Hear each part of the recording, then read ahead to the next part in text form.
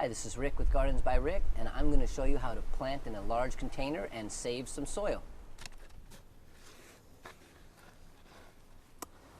The best way I have found to save space in large containers is to use packing peanuts or any kind of large styrofoam pieces that sometimes come in the packaging when you buy electronic items and other items that are shipped across seas and have big chunks of styrofoam.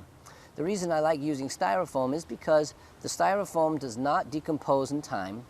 It stops it from going into the landfills and taking up space in other areas that aren't good. And it's really useful because it's very light and it makes the pot not so heavy to use and work with. And it works well. I've never had a problem. And basically, you get your pot that you're going to plant in. A lot of times they're large, tall urns, and you don't need that much soil for the plant's roots to grow properly. So fill the bottom with pieces of broken styrofoam or packing peanuts or anything of the styrofoam nature.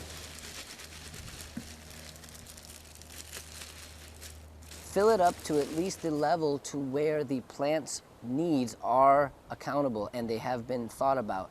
If the plant has a low surface or low root system, you can use more packing peanuts, but make sure you read up a little about what you're planting and how much surface of soil they actually need to properly grow and stay nourished. Once you have the packing peanuts in place and you know the right level of soil that the plant needs to properly live, then you add your potting soil.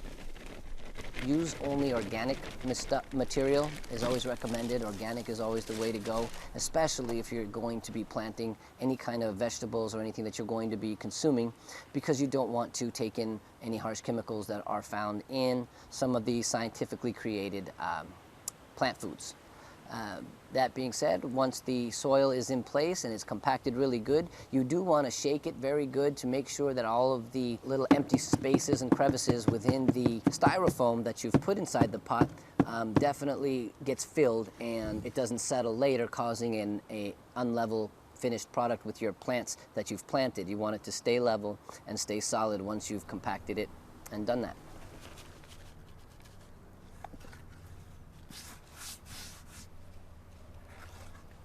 Once again, I'm Rick Feldman, and that is how you save some potting soil and plant in a large container.